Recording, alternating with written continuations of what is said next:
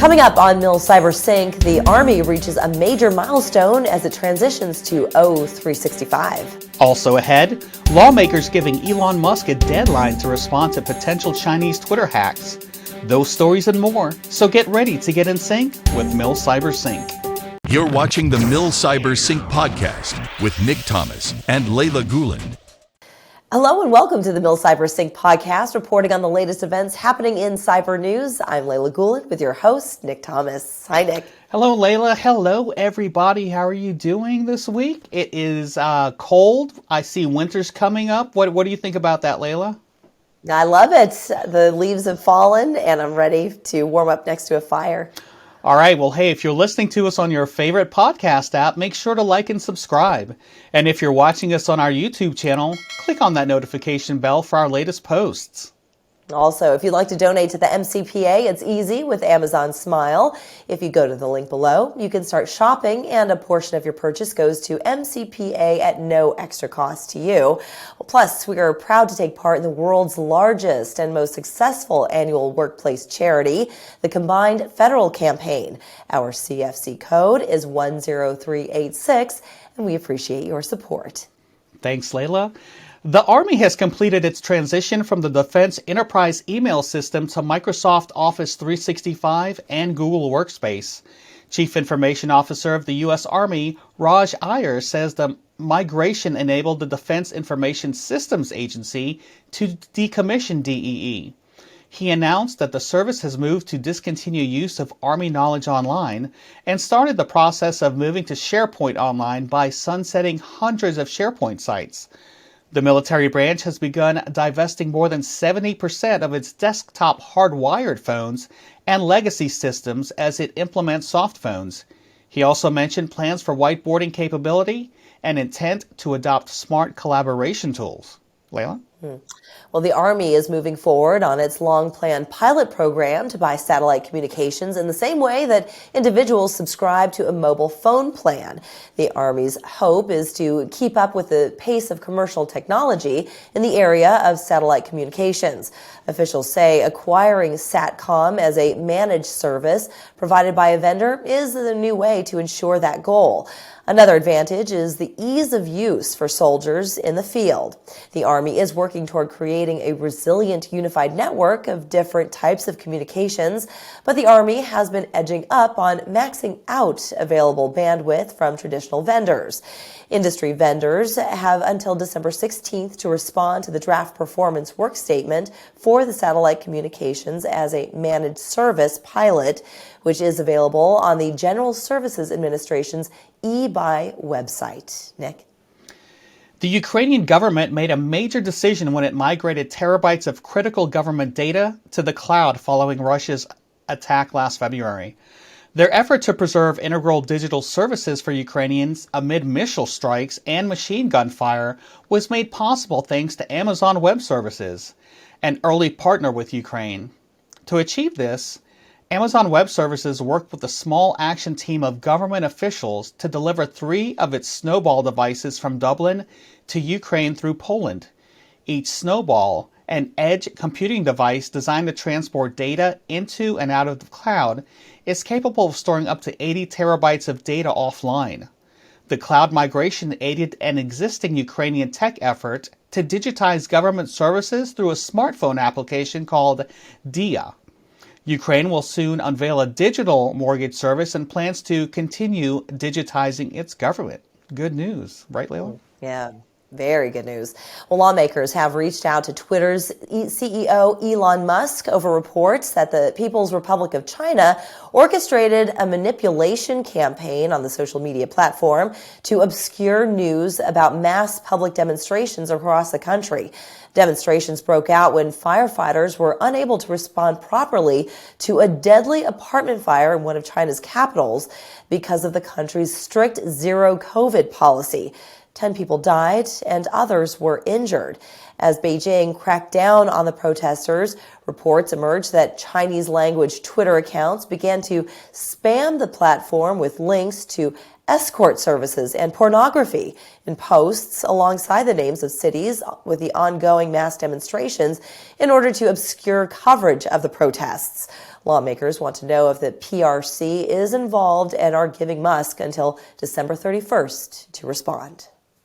Before we go to break, if you're listening to us on your favorite podcast app, make sure to like and subscribe. And if you're watching us on YouTube, click on that notification bell for our latest posts related to everything military cyber and cybersecurity. When we come back, billions of dollars worth of cloud contracts are poised to be handed out this month. We'll have that story and more after the break. Now, please enjoy this message from one of our sponsors.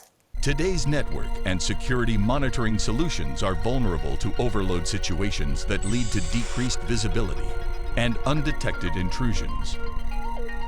Monitoring applications require hardware to keep up with real-time traffic analysis, making it complex and costly.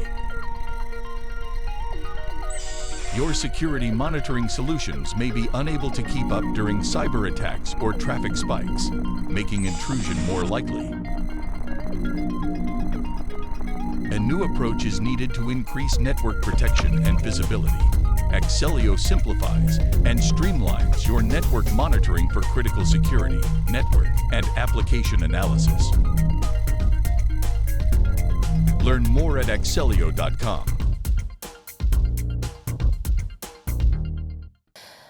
Welcome back. The Navy's Information Superiority Vision Campaign Plan for fiscal year 2023 has been released. It identifies 6 focus areas for fiscal year 23 that are critical to maintaining momentum, such as optimizing the information environment for cloud, the adoption of enterprise services, and implementing zero trust. In order to be cyber ready, the Navy will continue moving from its current compliance-based cybersecurity approach to one where the right to operate is earned and managed every day. The ISV remains the foundation for the Navy's efforts to modernize, innovate, and defend its information technology. Nick. Speaking of the Navy, this branch of the military has been evolving exponentially over the last several years, and one of those areas is cyber. The Navy Cyber Defense Operations Command, aka NCDOC, faces a monumental task. It is Navy's Cyber 911 that responds when an adversary is on any Navy network. NCDOC executes Navy's global defense cyber operations and is responsible for protecting and defending all Department of Defense information networks Navy. In order to keep up, the Navy transitioned to Microsoft's Office 365 cloud services in response to the shifting digital landscape accelerated by COVID. This enables warfighters to execute incident response quickly and remotely rather than relying solely on the local network touch labor or local defenders to conduct directed supporting maneuvers. These cybersecurity professionals process nearly 100 gigabytes of data and tens of millions of alerts every day from Navy networks all over the world. NCDOC also has intelligence analysts who comprise the Navy's only dedicated DCO, Intelligence Collection Center, coordinating across the Department of Defense, government agencies, and industry to provide cyber threat intelligence. Layla? Well, contracts for the Pentagon's forthcoming Joint Warfighting Cloud Capability Initiative are expected to be awarded later this month and is expected to yield major benefits. It's the replacement for the Defense Department's ill-fated JEDI program.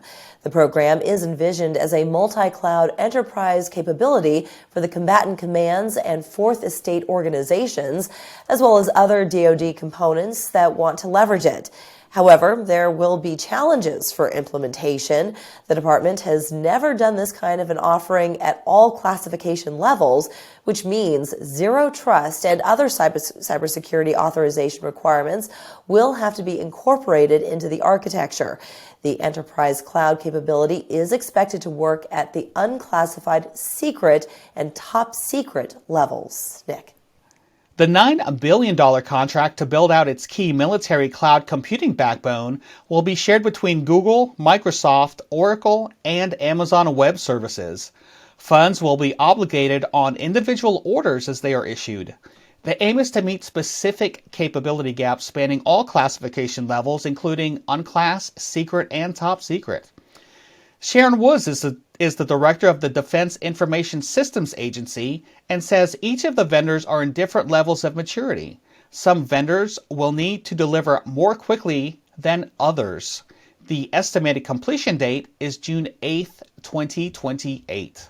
Layla? Well, the Navy's Project Overmatch has been kept almost entirely secret for 2 years. Now, the department is moving quickly to link its fleet.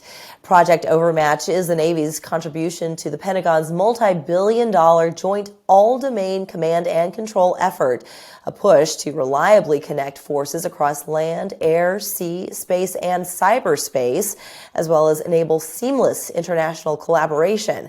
The service has undertaken a flurry of work simulating current pathways for data, writing software code to close gaps, testing it in a lab and at sea, and providing feedback to coders to improve future iterations. Officials say the high-priority effort remains on track for a planned deployment of the new capabilities to a carrier strike group in 2023. Nick. Go Navy. Well, if you're listening in the car and would rather watch, be sure to check us out on our YouTube channel. Find us at Military Cyber Professionals Association or MilCyber.org for all our content related to all things military cyber and cybersecurity. Be sure to like and subscribe and click on that notification bell for all our latest posts. Also, if you'd like to donate to the MCPA, there are 2 easy ways. The first is with Amazon Smile, and by clicking the link below, you can start shopping, and a portion of your purchase will go to MCPA at no extra cost to you. The second way is through the combined federal campaign, and even $1 will greatly help our mission. Our CFC code is 10386, and we thank you for your support. Well, that's going to do it for us. We want to thank you for watching and listening. You are now in sync with MilCyberSync. We'll see you again next week. This has been the MilCyberSync podcast, brought to you by the Military Cyber Professionals Association. If you're listening to us on your favorite podcast app, make sure to like and subscribe.